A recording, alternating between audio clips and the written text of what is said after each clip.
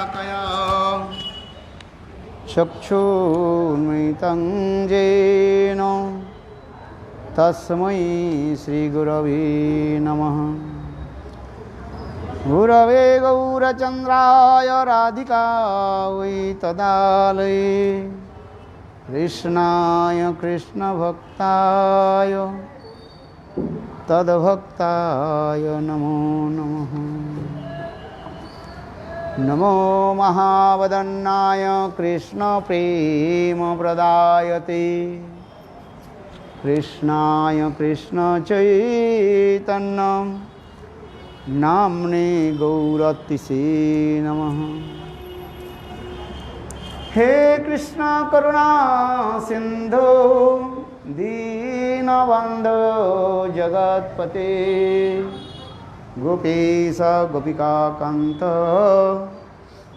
राधाकांत नमोस्तुते। तप्त कांचन गौरांगी राधे वृंदावनेश्वरी वृषभानुसुते देवी प्रणमामि हरिप्रिये। ॐ वृन्दावै तुलसी देवै प्रिया वै केशवस्य च कृष्णभक्तिप्रदे देवी सत्तवत्यै नमो नमः। भक्ताविहीना अपराधलक्ष्यै क्षिप्ताश्च कामादितरङ्गमध्ये कृपामयि त्वां शरणं प्रपन्ना वृन्दे नमस्ते चरणारविन्दं वृन्दे नमस्ते चरणारविन्दं वृन्दे नमस्ते चरणारविन्दम्। भजामि राधां अरविन्दनेत्रां स्मरामि राधां मधुरस्मितास्सन्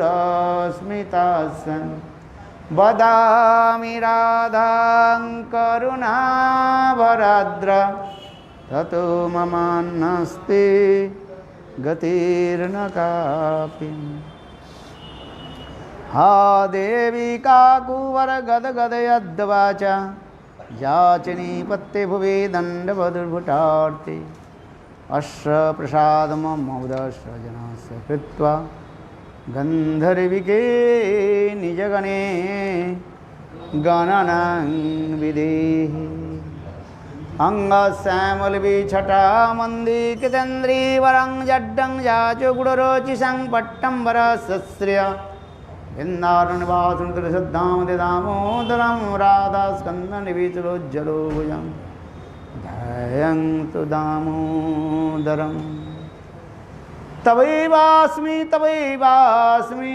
न जीवामि तया विना इति विज्ञायते राधे तं नयामि चरणान्तिके। वंशी विभूषितकरान्नवनीरदाभत्पीताम्बरादुर्नबिम्बफलादुरष्टात् पूर्णेन्दुसुन्दरमुखादरविन्दनेत्रात् कृष्णात् परमतत्त्वं किमपि अहं न जाने। श्रीकृष्ण चैतन्य प्रभो नित्यानंद श्री अद्वैत गदाधर श्रीवासादि श्री गौरभक्तवृंद। हरे कृष्ण कृष्ण कृष्ण हरे हरे हरे राम राम राम हरे हरे। सर्वतः मेरे गुरुपाद पद्म नित्य लीला प्रविष्टम विष्णुपाद अष्टोत्तर सतमाद भक्ति वेदांत शिल वामन गोस्वामी महाराज एवं नित्य लीला प्रविष्टम विष्णुपाद अष्टोत्तर सतमाद भक्ति वेदांत शिल नारायण गोस्वामी महाराज के अभय चरण कमलों में अनंत कोटि साष्टांग दंडवत ज्ञापन करता हूँ। तत्पश्चात नित्यलीला प्रविष्टम विष्णुपाद अष्टोत्तर श्रीमद् भक्तिवेदांत स्वामी महाराज, शिला गौरगोविंद गोस्वामी महाराज, शिला भक्ति रखकर श्रीधर गोस्वामी भक्तिप्रमोद पुरी गोस्वामी महाराज एवं पूज्यपाद माधव महाराज नरसिंह महाराज, उपस्थित समस्त वैष्णव शिव चरण कमलों में मेरा यथाजथ दंडवत प्रणाम स्वीकार हो।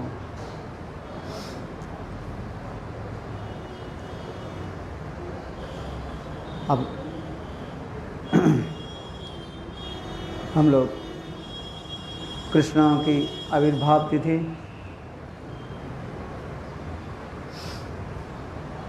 एवं उनकी जन्म वृत्तांत कथा, अनेकों कथा हम लोग ने श्रवण किया है। क्या बोले?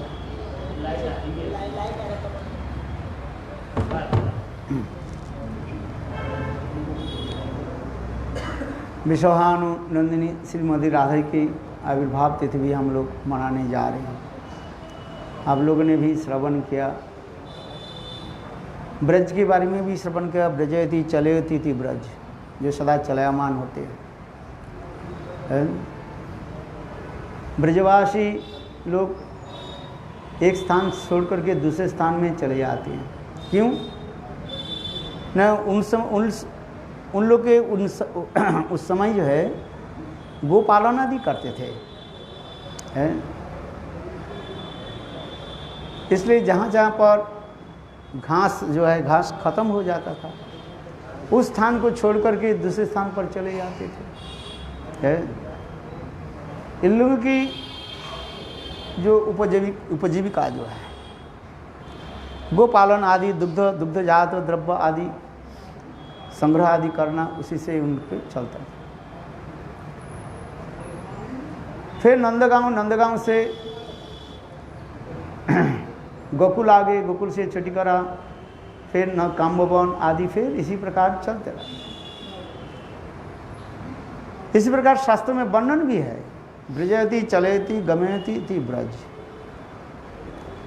फिर दूसरी बात भी दिखा जाता है, कृष्ण के प्रकट लीला के समय कुछ असुर आदि जो है उत्पाद आदि करने लगे हैं, इसलिए उस स्थान को छोड़ करके दूसरे स्थान भी चले जाते थे। किंतु विचित्रता की ये बात है, जहाँ जहाँ पर नंद महाराज विराजमान होते थे, उस गांव के निकटवर्ती गांव में वृषभानु महाराज भी रहते थे। एक दूसरे के साथ अतीव घनिष्ठ जो है प्रेम संबंध था। इसलिए जहाँ पर विश्वभानु महाराज और कृतिका देवी रहते, निकटवर्ती गांव में नंद महाराज यशोदा भी रहते। तो हम कुछ जो है विश्वभानु महाराज और कृतिका देवी की जीवन चरित्र कथा हम श्रवण करेंगे। किसका? कृतिका देवी, राधा जी के माता पिता की जीवन चरित्र हम श्रवण करेंगे। जो परात्पर परतत्व विश्वभानुनंद कृष्ण के ये अत्यंत राधिनी शक्ति समृद्धि राधिका, राधा जी के माता पिता के बारे में तो हमें जानना चाहिए। आपके बेटा राष्ट्रपति होने के साथ ही साथ हमें भी जानना चाहिए, भाई आप कौन है? राष्ट्रपति के माता पिता के बारे में भी लोग जानना चाहते हैं, भाई उनके वंश क्या है नहीं है कि नहीं? ठीक उसी प्रकार श्रीमती राधा जी की माता पिता के बारे में हमारे पुराणों में है, अनेकों पुराण, ब्रह्म वैवर्त पुराण, ब्रह्मांड पुराण, राधा हृदय ब्रह्मांड पुराण, भविष्यत पुराण, पद्म पुराण, अनेकों पुराणों में श्री व्यासदेव जी ने इसी कथा को जो है अत्यंत सुंदर रोचक करके भी बताया। केवल राधा जी के जन्म वृत्तांत नहीं, उनकी माता पिता के भी बारे में बताया गया है। ब्रह्म वैवर्त पुराण में कृष्ण जन्मखंड में चैप्टर 17 अध्याय में है, इस प्रकार लिखा है। एक बार नारद ऋषि भ्रमण करते करते वैकुंठ में पधारे और वैकुंठ में आकर के स्वयं नारायण के निकट दंडवत प्रणाम करके बैठे और नारद ऋषि कहने लगे, हे प्रभु आप मुझे कृतिका देवी के बारे में कुछ श्रवण कराइए, क्योंकि राधा जी के नाम तो सभी जानते हैं, राधा जी के बारे में तो सभी जानते हैं, किंतु उनकी माता पिता के बारे में हम कुछ जानना चाहते हैं। तो राधा जी के माता जी के नाम क्या है? कलावती व कीर्तिदा देवी कहा जाता है। कीर्ति देने वाले कीर्तिदा, समस्त कीर्ति के अधिष्ठात्री श्रीमती राधिका, और ऐसे राधे के गर्भ में धारण करने वाली कीर्तिदा देवी की बात आ रही। इसलिए हे भगवान, आप मुझे कृपा करके माँ कीर्तिदा देवी के बारे में कुछ श्रवण कराइए।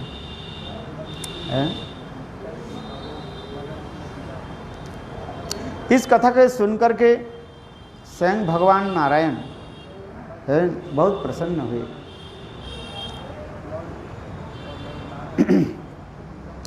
और स्वयं भगवान नारायण कहने लगे, हे नारद ऋषि, देखो ये कथा अतीब जो है गोप्य कथा है। गोप्य माने वेरी कॉन्फिडेंशियल है,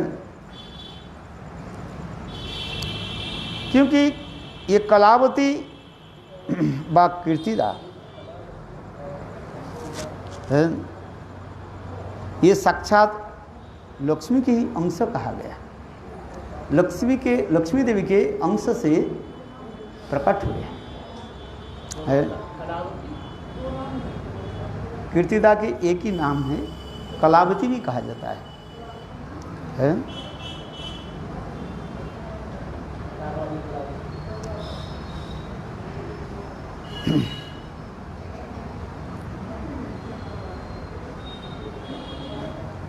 वही कलावती जो है विश्वभानु महाराज की पत्नी के रूप में प्रकट हुए। एक ही नाम, दो नाम है, कलावती व कीर्तिदा देवी। कीर्तिदा, कीर्ति दान करने वाले। कीर्ति क्या है? कीर्ति मध्य कौन कीर्ति है? गुरुतर कृष्ण भक्ति बोली जा रही है ख्याति। कृष्ण भक्ति, और कृष्ण भक्ति में सर्वश्रेष्ठ भक्ति है राधा जी के चरण में हमारी प्रेमा भक्ति हो। गौड़ीय वैष्णव तो सदा ही राधा जी की तरफ ले जाते हैं ना, कृष्ण भक्ति की तरफ इतना झुकता नहीं है। आप कौन सा चाहते हो? राधा जी के भक्ति करना चाहते हैं कि कृष्ण भक्ति करना चाहते हो? राधा जी की। क्यों? कृष्ण तो भक्ति करना नहीं चाहिए। हाँ, यदि कृष्ण राधा जी की भक्ति की करे कृष्ण अपने, इसलिए ब्रज में कहते हैं राधे राधे जपेंगे चले जाएंगे बिहारी। इसलिए कोई राधा जी की भक्ति करे तो कृष्ण अपने आप उसके पीछे डोलेंगे। राधा नाम गाने कृष्ण चंद्र। हमारे गौड़ीय सिद्धांत के राधा नाम कीर्तन करने से स्वयं कृष्ण ही प्रसन्न हो जाते हैं। अरे कोई कृष्ण नाम कीर्तन करे राधा जी प्रसन्न होते हैं। इसलिए गुरुदेव कहते थे नमामि नंदनम करो तो कौन प्रसन्न होंगे? कृष्ण राधा जी प्रसन्न हो जाएंगे। नमामि नंदनंदनम, नमामि नंदनंदनम, नमामि नंदनंदनम, नमामि नंदनंदनम, सुचारुवक्त्रमण्डलं सुकर्णरत्नकुण्डलं सुचार्चितंगचन्दनं नमामि नंदनंदनम, नमामि नंदनंदनम, नमामि नंदनंदनम, नमामि नंदनंदनम, नमामि नंदनंदनम। कितना सुंदर! राधा जी प्रसन्न हो गई। और कोई राधा जी के कीर्तन करे, कौन सा कीर्तन करे? मनीन्द्रवेंद वंदिते तिलक शोकहारिणी प्रसन्न वक्त्र पंकजे निकुंज भूविलासिनी ब्रजेंद्र भानु नंदिनी ब्रजेंद्र सोनु संगते सदा करी ससियमां कृपा कटाक्ष भाजनम। कौन प्रसन्न हो रहा है? कृष्ण प्रसन्न। कृष्ण। राधा जी की कोई कीर्तन करे, राधा जी की महिमा कोई कीर्तन करे, कृष्ण प्रसन्न हो जाते हैं। और कृष्ण के महिमा कोई कीर्तन करे राधा जी प्रसन्न है। इसलिए हमारे नरोत्तम दास ठाकुर के दोनों की हम करें है। राधा कृष्ण प्राण मोर जुगल किशोर जीवने मरणे गति आर नाही मोर है। कालिंदिर कुले के लिए कदम्बेर बने कदम्बेर बने तीर ऊपर बसा बधू जने। बहुत सुंदर, वाह कितने सुंदर आप बोले हैं। बंगला इतने सुंदर, मुझे मीठा सा लग रहा है, बहुत अच्छा लगा। तो ये है जुगल उपासना हमारे दिखाया गया। केवल कृष्ण के भजन करना नहीं है और केवल राधा जी के भजन करना नहीं है। गौड़ीय वैष्णव की उपासना जुगल भजन कहा जाता है। भजतु भजतु मनोरे राधिका कृष्ण चंद्रो है। राधा कृष्ण की जुगल सरकार की भजन हमारे गौड़ीय आचार्य पादों ने दर्शन कराया है। मंदिरी भावों की उपासना ये वैशिष्ट दिखाया है। यद्यपि राधा जी के प्रति एकांती की निष्ठा दिखाया गया, तथापि दोनों की भजन की सेवा की परिपाटी दिखाया गया है। तो आइए हम जिस कथा वर्णन करते जा रहे हैं, जब नारद ऋषि अत्यंत दीनहीन होकर के नारायण के निकट प्रार्थना करने लगे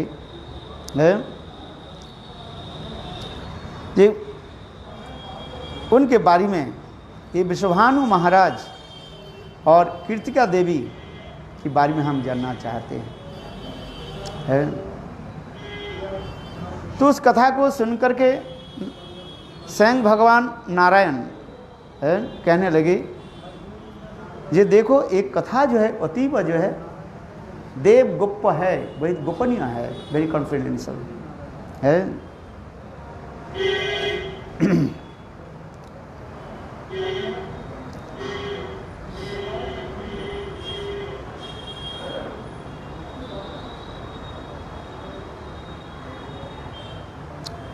बिकॉज वृषभानु महाराज और श्रीमती राधिका ये दोनों ही जो है मानो कृष्ण के अत्यंत जो है निकटतम कहा गया, क्योंकि हमारे रूप गोस्वामी पाद भी कह रहे हैं से श्रीमती राधिका की प्रकाश कहाँ से है। विश्वभानु उदधि नवसी लोके ललिता सखी गुण रमित विश्वभानु दधि नवसी लोके ललिता सखी गुण रमित विशाखी है।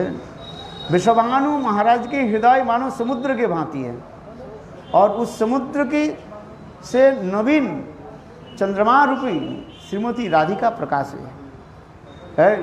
जिस प्रकार श्रीमती राधिका कृष्ण के अत्यंत प्यारे है, उसी प्रकार कृष्ण विश्वभानु महाराज की भी है बहुत स्नेह प्रति आदि करते हैं।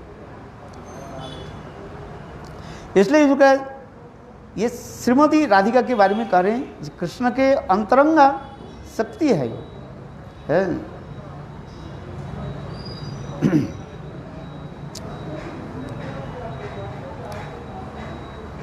ये श्रीमती राधिका जहाँ पर पैर रखती है और उनकी चरण कमल के स्पर्श से पृथ्वी धन्य हो जाती है।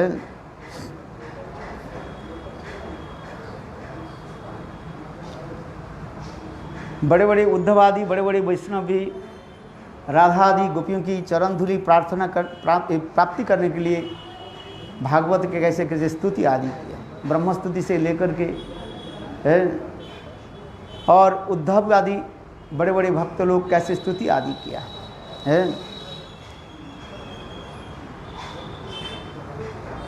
फिर नारद ऋषि कहने लगे, हे प्रभु मुझे कलावती के बारे में कुछ श्रवण कराइए। वो कलावती विश्वभानु महाराज के साथ कैसे विवाह हुई है। इस कथा को सुनकर के कहने लगे, देखो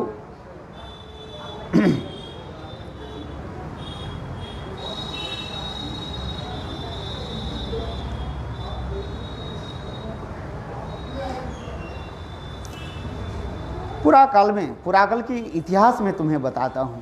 and after hearing this question the lord replied, it is said in the Purana Itihasa previous history that in the ancient times there were 3 daughters who manifested from the mind of पितृगण. पुराण में कह रहे, ब्रह्म वैवर्त पुराण में वर्णन है, उनके 3 पुत्री हुई. एक है कलावती है, जिसके बाद में नाम हुआ कीर्तिदा है. और क्या नाम बताया, याद है? रत्नमाला और मेनका. हाँ, ये रत्नमाला जो है साहब रूप में जनक महाराज के साथ विवाह की है, और मेनका हिमालय है के साथ विवाह. और हिमालय भी श्री हरि के अंश माना जाता है.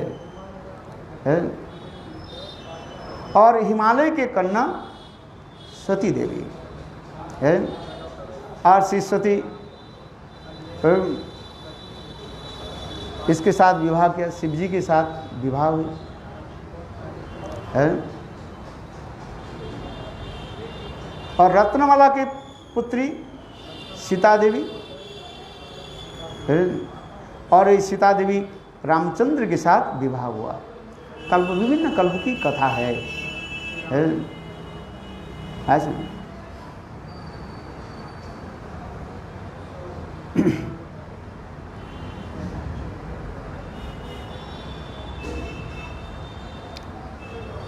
इसके बाद जो है कलावती सुचंद्रा के साथ विवाह किया. ये सुचंद्रा की डायनेस्टी कहा जाता है, मनु वंश से हुआ है. और यहाँ पर सुचंद्रा कलावती के साथ विवाह करके अत्यंत सौभाग्यवान बने. विश्वभानु महाराज और कीर्तिका इस प्रकार सुचंद्रा और कलावती के नाम में पूर्व काल में परिचित हुए. विशेष करके दापर युग में इस समस्त की कथा वर्णन हुआ है. यहाँ पर वे वर्णन करते जा रहे हैं कैसे सुचंद्रा और कलावती ये लोग कैसे राधा जी की प्राप्ति किया, ये समस्त भी वर्णन है. एक समय सुचंद्र जो है तपस्या, घोर तपस्या करने लगे.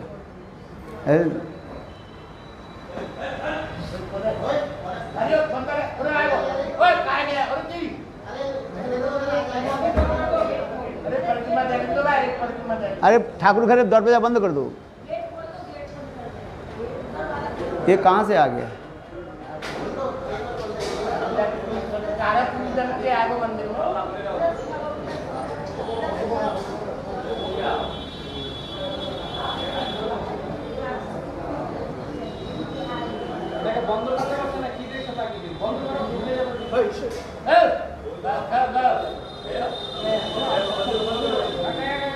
अरे सब लोग हल्ला मत करो, चला गया बस, बंद कर दो.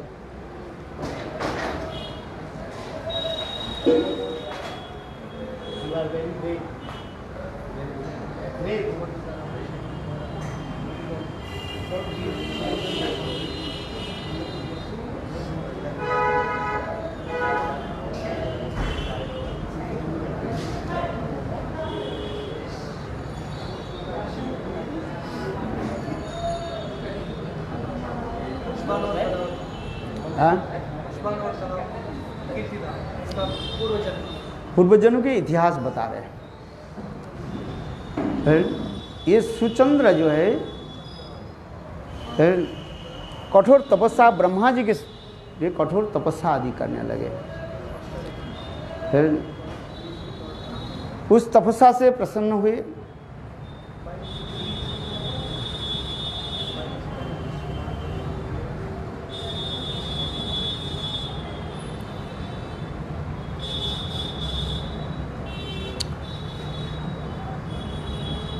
और तपस्या करते करते वो उनके शरीर जो है मिट्टी की तरह ढक गया। इतने कठोर तपस्या करने लगे।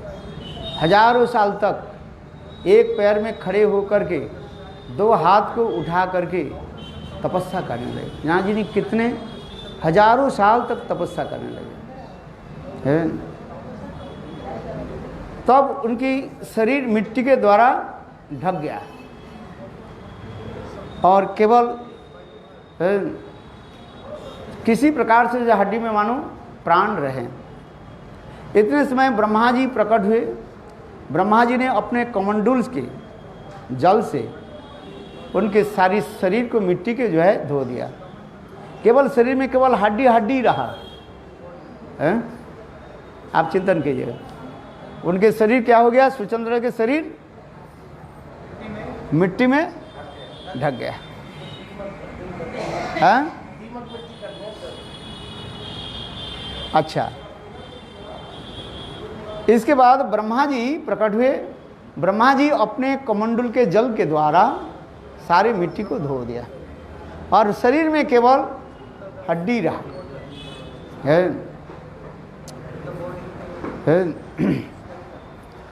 और फिर ब्रह्मा जी कहने लगे बरंग भी वर मांगो है। बोले तुम्हारे कठोर तपस्या से मैं संतुष्ट हो गया है। इस कथा को सुन करके सुचंद्र ने ब्रह्मा जी के बोले मुझे मुक्ति दिलाइए। क्या चाहिए? मुक्ति। संसार के लोग त्रिवर्ग के जानते हैं। त्रिवर्ग क्या है? धर्म अर्थ काम। बहुत कम लोग जानते क्या है? चतुर्वर्ग, धर्म अर्थ काम मोक्ष। और मुक्ति के ऊपर जो है पंचम पुरुषार्थ कृष्ण प्रेम के बारे में तो कोटिश्वपी महामुनि, कहीं कहीं हजारों कोई सैकड़ों लोगों की बाद में कोई जानते हैं ये कृष्ण प्रेम के बारे में। ज़्यादातर लोग इस संसार में किस बारे में जानते हैं? त्रिवर्ग, धर्म अर्थ काम। और इसके आगे कोई यदि चाहे वो मुक्ति के बारे में कहते हैं भगवान मुझे मुक्ति दिलाइए है, किंतु उसके पता नहीं है मुक्ति क्या चीज़ है। लोग मांगते हैं मुक्ति के बारे में। गौड़ीय वैष्णवी तो मुक्ति की विचार बहुत सूक्ष्म रूप में वर्णन करते रहते हैं। 5 प्रकार की मुक्ति में कहा जाते हैं सालोक, साष्टी, सामीप्य, सारूप्य और साजुज्य मुक्ति। साजुज्य मुक्ति के छोड़ करके 4 प्रकार की मुक्ति के बारे में बताया जाता है। सालोक, षष्ठी, समीप्य और षष्ठी है। किंतु उसके भी आगे भी मुक्ति के बारे में बहुत कुछ व्याख्या है। चलो हम उसके बारे में, इसलिए उन्होंने सुचंद्रा ने ब्रह्मा जी के बोले हे भगवान आप मुझे मुक्ति दिलाइए है। ब्रह्मा जी इस मुक्ति देने के लिए जा रहे थे एवं ऐसे कहने के जा रहे थे। इतने समय उनके पत्नी कलावती कहने लगे हे ब्राह्मण यदि मेरे पति को यदि आप मुक्ति दे दिया तो मेरे गति क्या होगा है। तो उस समय ब्रह्मा जी कहने लगे हे कलावती तुम्हारे पति के जो है तुम्हारे बिना मुक्ति नहीं दे सकते, दोनों की मैं देता हूं। तो उसमें भगवान ब्रह्मा जी कहने लगे जाओ तुम लोग स्वर्गलोक में जाओ और स्वर्गलोक में जाकर के अनेकों साल तक स्वर्ग सुख भोग करो। इसके पश्चात इस भारत भूमि में जन्म ग्रहण करोगे। और स्वयं कृष्ण के जो है राधिनी शक्ति स्वरूपिणी श्रीमती राधा जी की पुत्री के रूप में तुम लोग प्राप्त करोगे। ऐसे ब्रह्मा जी सुचंद्रा और कलावती के जो है वर दे दिया है। इस प्रकार सुचंद्रा और कलावती अनेकों साल तक स्वर्गलोक में सुख आदि भोगने लगे है। जैसे गोप कुमार गए कि नहीं, गोप जहाँ जहाँ गए गोप कुमार राजा बन गए है। बृहद भागवतम मृत में गोप कुमार गए है, राजा बन गए। वो कौन सा कहाँ के राजा बन गए पहले? प्रयाग की बात तो चलेगी वो उधर,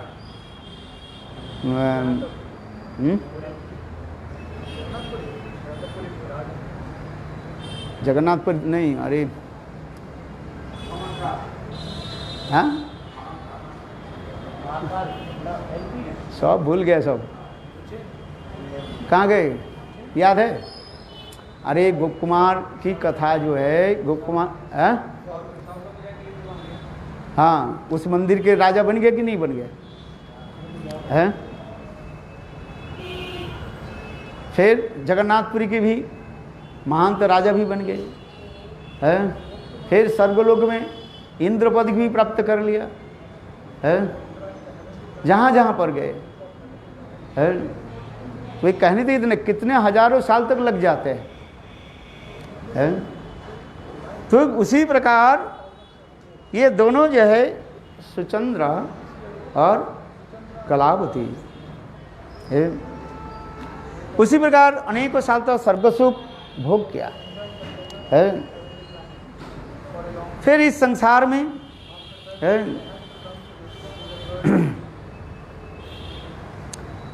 आए, भारतवर्ष में जन्म ग्रहण किया और उन्होंने गोकुल में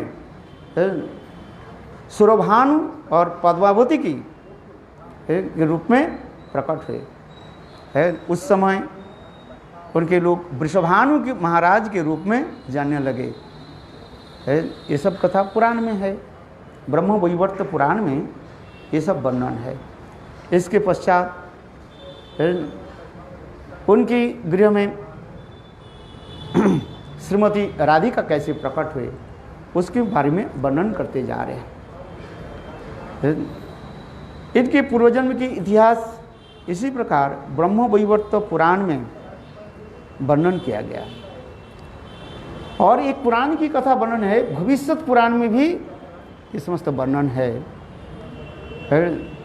भविष्यत पुराण में एक समय नारद ऋषि स्वयं कृष्ण के निकट आकर के राधा जी के बारे में पूछने लगे है। और उसी कथा को जो है सौनकादि ऋषि लोग सुत गोस्वामी के निकट प्रश्न पूछा। ये भविष्यत पुराण में होता है। ये एक बार सौनकादि ऋषिगण सुत गोस्वामी पाद के निकट राधा जी की जन्म वृत्तांत के बारे में पूछने लगे, हमें बताइए। उस कथा को सुन करके सुत गोस्वामी पाद करने लगे, हे ऋषिगण, मैं जैसे जैसे नारद और कृष्ण संवाद में श्रवण किया, आप लोग के निकट उस कथा को मैं वर्णन करता हूँ।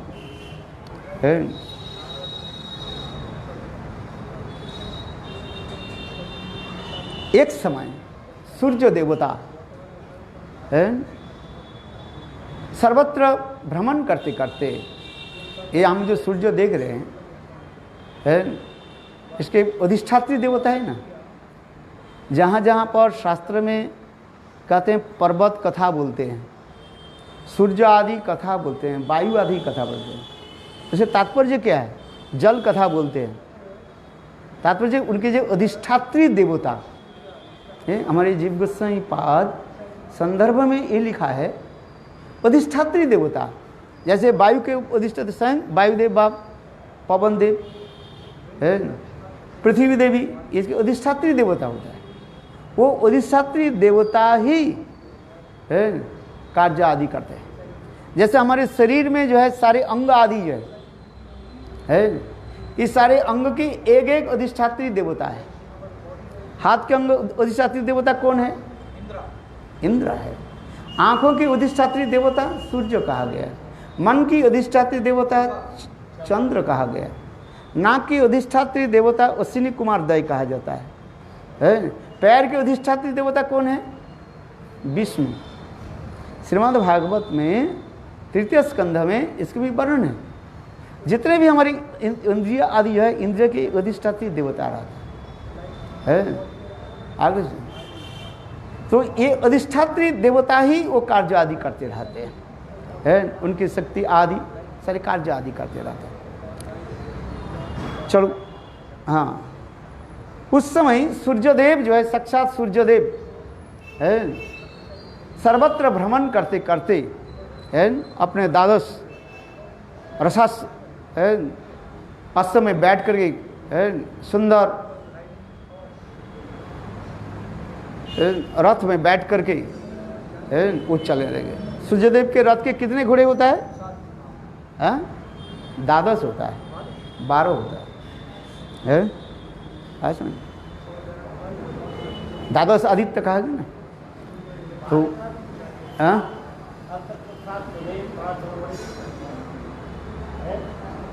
7 घोड़े होते हैं, 12 कहा गया। अच्छा चलो, जैसे आप कहें। हम तो पुराण में इसे तो 12 कह रहे हैं। द्वादश आदित्य, आदित्य माने सूर्य। हाँ, तो किसी पुराण में होगा शायद, किसी कल्पों में, हम उसमें तर्क में नहीं जाते हैं। क्या जी? नहीं, क्या बता रहे? 7 दिन है ना, तो 7 घोड़े, 7 दिन में 7 घोड़े होते हैं। अच्छा हाँ, अच्छा चलो, जैसे भी कहें। सूर्यदेव, चलो हम जो कथा जो बोलते हैं उस कथा को सुनो। घोड़ा 10 हो 5 हो, हमें क्या लेना है? एक राजा के हजारों घोड़ा है, कौन सा घोड़ा जा रहे निकल वो घोड़े के बैठ करके सर्वत्र भ्रमण करते करते एक बार वहां पर आ गए। कश्यप ऋषि के आश्रम में पधारे है। कश्यप ऋषि के आश्रम में जब पधारे, देखा कश्यप ऋषि के इतने सुंदर ऐश्वर्य देख करके सूर्य आश्चर्य हो गया है। कितने घोड़ा लिखा है? 7 घोड़े।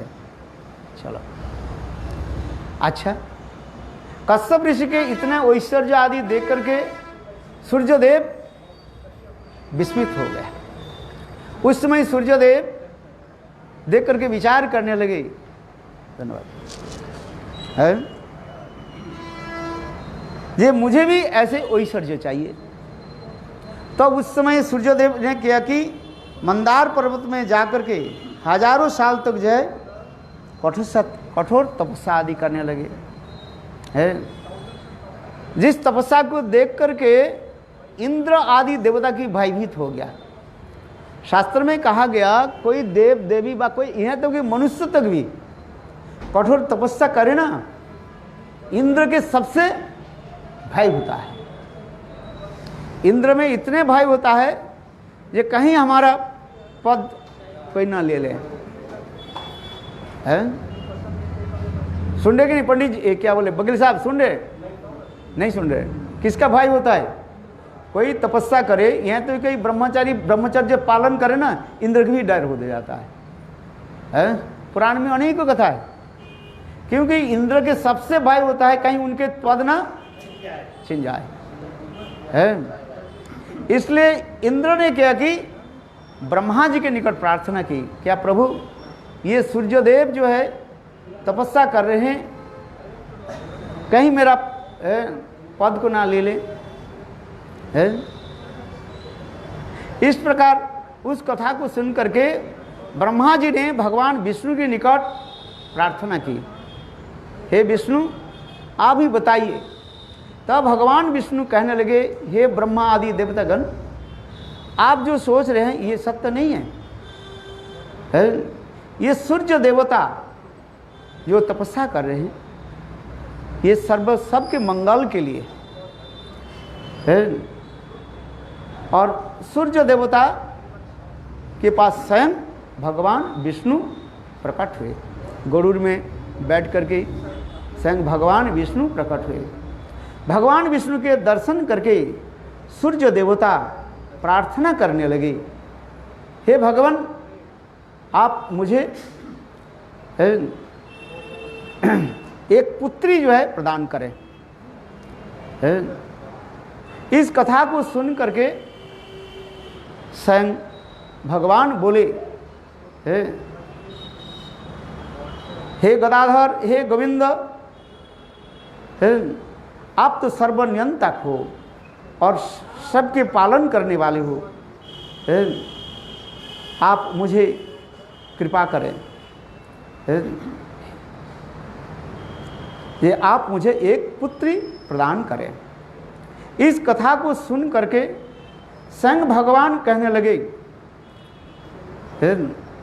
हे सूर्यदेव, तुमको मैं एक पुत्र प्रदान कर दूंगा। कौन? तुम क्या चाहते हो, क्या ये पता बताओ, कौन सा पुत्री चाहते हो? तो सूर्यदेव कहने लगे, आपके भी प्रेम के द्वारा जो वशीभूत कर सकते हैं, ऐसी मुझे एक पुत्री चाहिए। इस कथा को सुन करके स्वयं भगवान विष्णु कहने लगे, ये देखो, मेरे जो स्वाधीन शक्ति श्रीमती राधिका तुम्हारी पुत्री होकर के जन्म लेंगे और तुम ब्रज में वृषभानु महाराज के रूप में ही प्रकट होगे। तो इस कथा वही श्रीमती राधिका जो है, ये वही सूर्यदेव वृषभानु महाराज के रूप में प्रकट हुए। ये भविष्य पुराण में लिखा है। इसलिए सूर्यदेव, सूर्य के नाम कहते हैं, भानु भी कहा जाता है,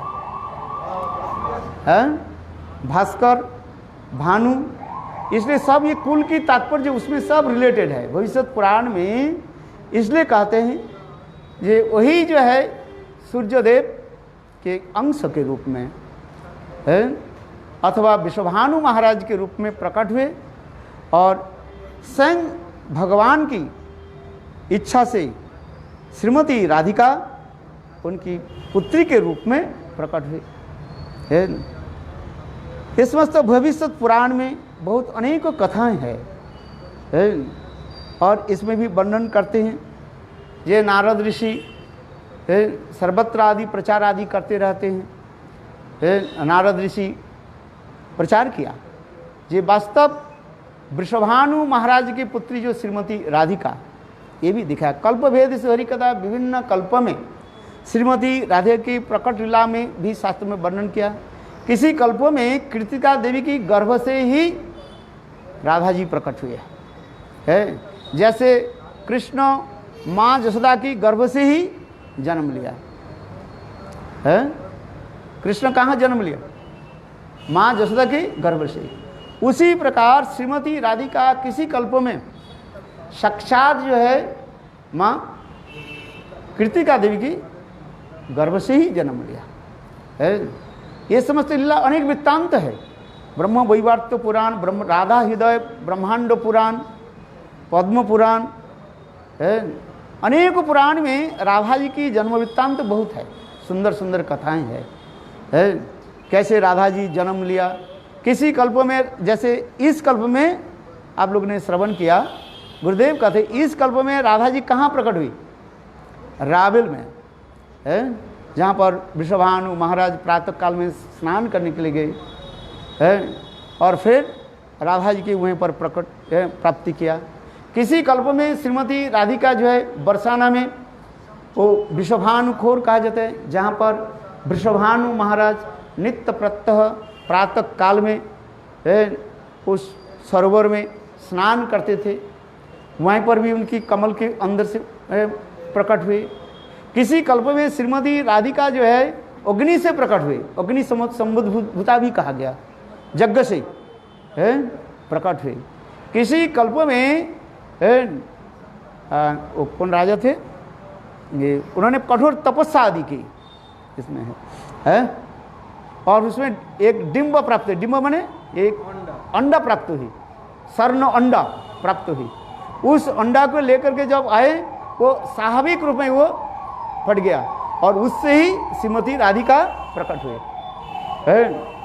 अच्छा, कल्प भेदे से हरि कथा, अनेक कल्प में राधा जी की जन्म वृत्तांत जो है अति सुंदर है। और जैसे कृष्ण ने बचपन से जैसे पुतना आदि अनेक असुरों को मारा, श्रीमती राधिका भी ऐसे अनेकों लीला चमत्कार दिए असुरों की उन्होंने भी निधन किया है।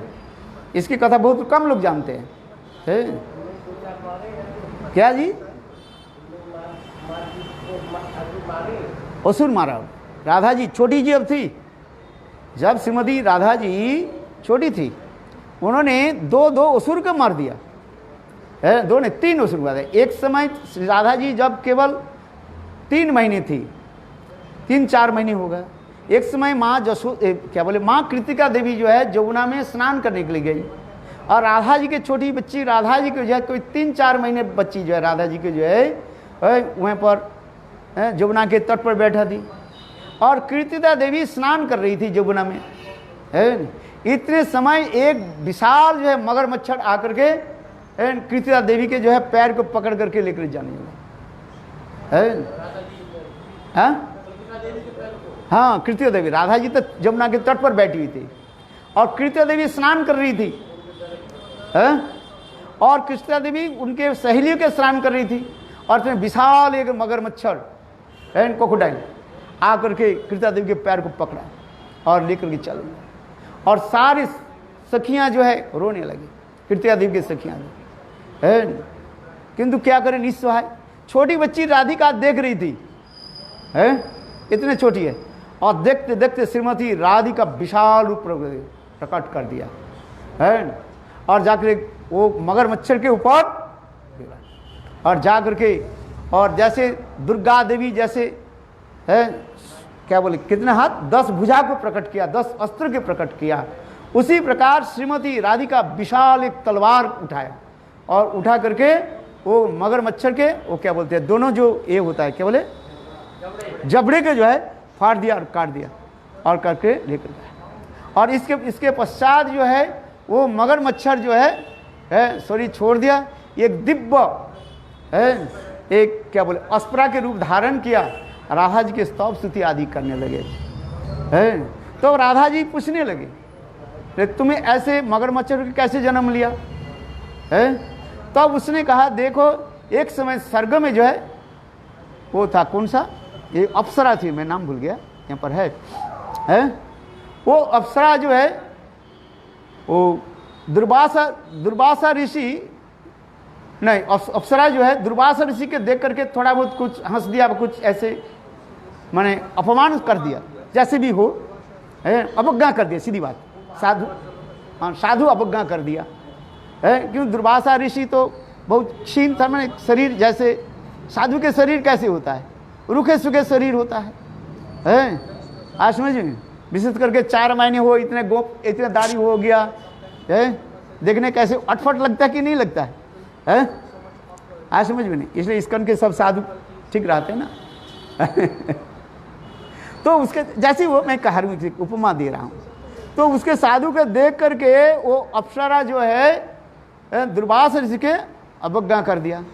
तब दुर्वासा ऋषि ने उनको अभिशाप दे दिया, जा तू मगरमच्छर होकर जन्म ले।